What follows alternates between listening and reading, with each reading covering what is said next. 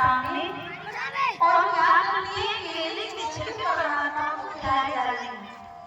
केले के छिलके खिलाते हैं, साबुत जो केला है उसके पीछे फेंकते जाती है। छिलके खिला रहे हैं, केला पीछे फेंक रही है। परमात्मा खाते जा रहे कितने मगन हैं। क्यों? परमात्मा ठाकुर जी का भाव देखकर इनका भाव कितना अच्छा है।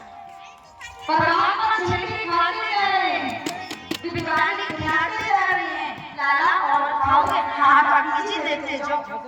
लाला खाते जा रहे हैं।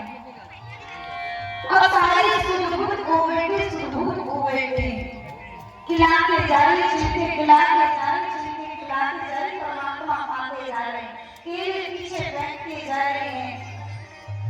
परमात्मा कहते काकी जी बड़ा आनंद आ गया, लाला और खाओगे?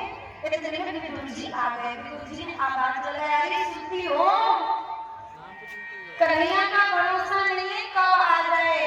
ये लो, ये मिश्री माखन में लेकर के आया हूँ, पकवान लेकर के आया हूँ।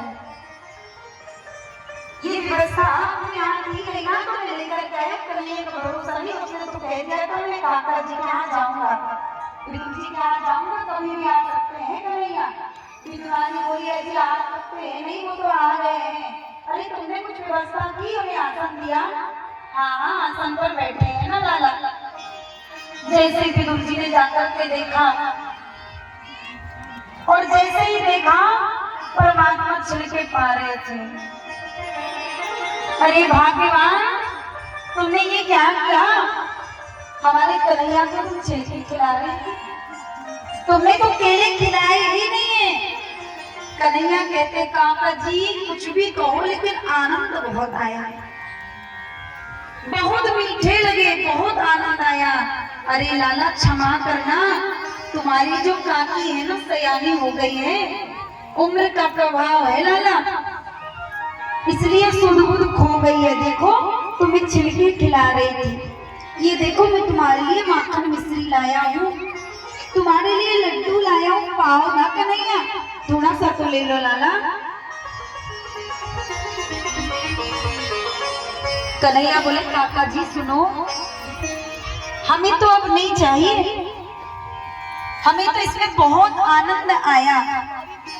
पत्नी से बोले देखो देवी तुमने ये क्या कर दिया, अरे कितना बड़ा अपराध हो गया।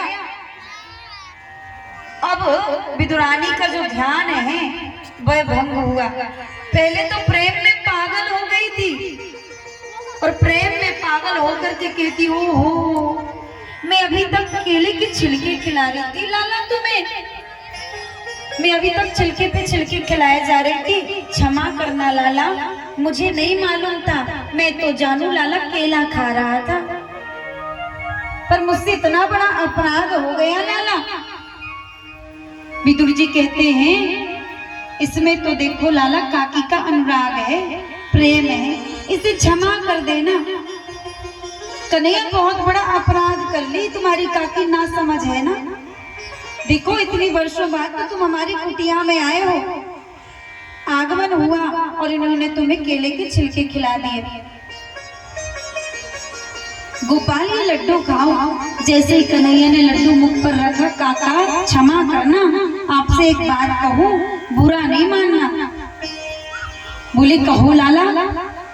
बोले काका जी जो स्वाद उन केले के छिलकों में था ना वो इन लड्डुओं में नहीं है, जो स्वाद केले के छिलकों में था काकी जी ने खिलाया था वो स्वाद इन पकवानों में बिल्कुल भी नहीं है, क्योंकि परमात्मा भाव बिका भूखा में और भाव ही एक सार है, भाव से भजता उसे स्वभाव से भेड़ा पार है।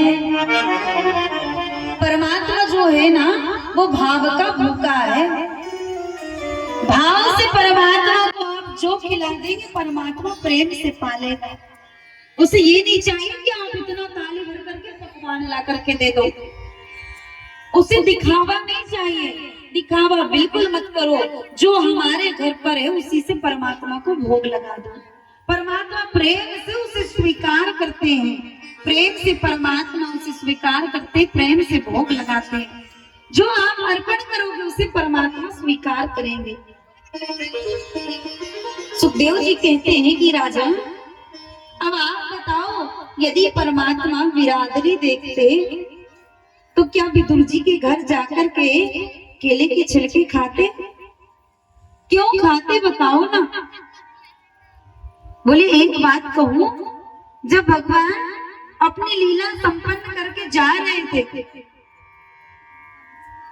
तो उन्होंने किसी की याद नहीं की। उद्धव जी ने श्री कृष्ण से एक प्रश्न किया था कि भगवान, आपके जो 24 अवतार हुए ना, आप जगह जगह प्रसाद पाते हुए गए, जगह जगह आपने प्रसाद पाया, तो आपसे एक अंदर की बात कहूं, आपसे पूछूं, आप बताओ ना, आपको सबसे अच्छा भोग कहाँ पर लगा? सुंदर भोग पाने कृष्ण को आपको कहाँ मिला? सबसे मिठास कहाँ के भोग में थी? कन्हैया ने कहा, देखो विदुर उद्धव जी, मैं आपसे सत्य कहता हूँ। बताते बताते उस समय कन्हैया के नेत्र सजल हो गए थे। बोले उद्धव जी सुनो, मुझे तो वहां का स्वाद अच्छा लगा था जब मैं राम अवतार लिया था और सबरी ने मुझे वह सुंदर फल खिलाए थे, चुन चुन करके खिलाए थे। जब मैं सबरी के घर गया था ना, तब मुझे वो भोग अच्छा लगा था। और दूसरा, विदुरानी के यहाँ के जब मैंने केले के छिलके खाए थे, इन दोनों जगह में मुझे बहुत आनंद आया था, बहुत ज्यादा सुख मिला, और ये सुख मुझे और कहीं नहीं मिला। कहने का भाव स्पष्ट